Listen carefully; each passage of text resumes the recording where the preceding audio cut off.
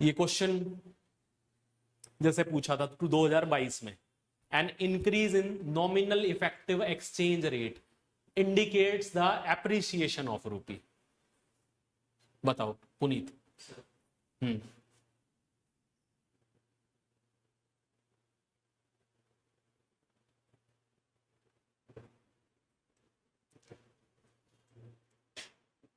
Floating और fixed exchange rate हमने देख लिया है। अब ये और कॉन्सेप्ट है, nominal effective exchange rate and real effective exchange rate.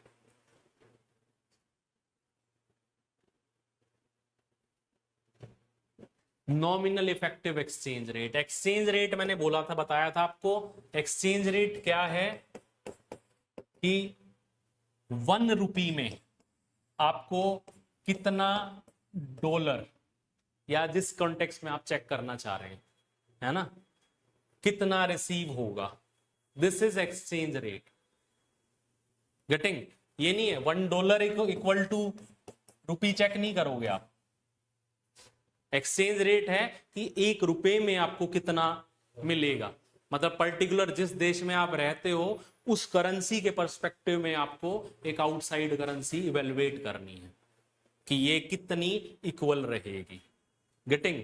जैसे सपोज $1 इक्वल टू 80 रुपी, ठीक है, तो 1 रुपी equal to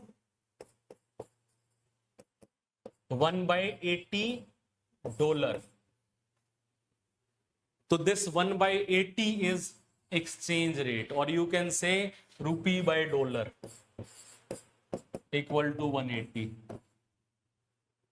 This is exchange rate. ठीक है, तो increase in nominal effective exchange rate, अगर इंक्रीज हुआ है एक्सचेंज रेट, मतलब क्या है कि अब रुपी में आप ज्यादा डॉलर ले सकते हो, इसका मतलब क्या है, एप्रिसिएशन ऑफ रुपी। ठीक है, तो this statement is correct. Real effective exchange rate, nominal effective और रियल इफेक्टिव छोड़ो, अभी खाली एक्सचेंज रेट पे ही इस क्वेश्चन को आप सोल्व कर सकते हो। ठीक है, नॉमिनल इफेक्टिव और रियल इफेक्टिव मेनली उनकी फर्दर कैटेगराइजेशन है। आप अभी खाली हम एक्सचेंज रेट के कॉन्सेप्ट पे ही इनको सोल्व कर सकते हैं कि increase in real effective exchange rate और सिंपली एक्सचेंज रेट, तो उसमें क्या होगा, एप्रिसिएशन होगा। एप्रिसिएशन होगा तो क्या होगा, एक्सपोर्ट की टेंडेंसीज कम होंगी, है ना। गेटिंग?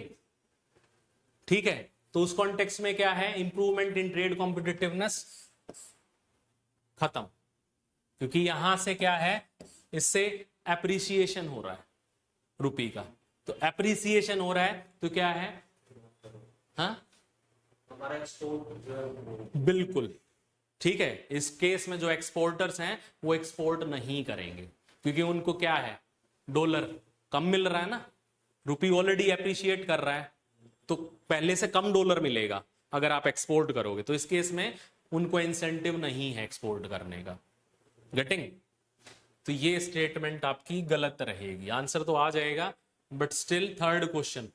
तो नॉमिनल इफेक्टिव एक्सचेंज रेट और real effective exchange rate, an increasing trend in domestic inflation relative to inflation in other countries is likely to cause an increasing divergence between near and rear. Nominal effective exchange rate and real effective exchange rate. Point यही है कि नीर में हम inflation को adjust नहीं करते, रीर में हम इन्फ्लेशन को भी एडजस्ट करके चलते रहते हैं। गेटिंग? तो एक जगह मान लो इंक्रीजिंग ट्रेंड है तो डेफिनेटली एक्सचेंज रेट से ये वाला नीर से रीर में डाइवर्जेंस आ जाएगा, है ना। गेटिंग?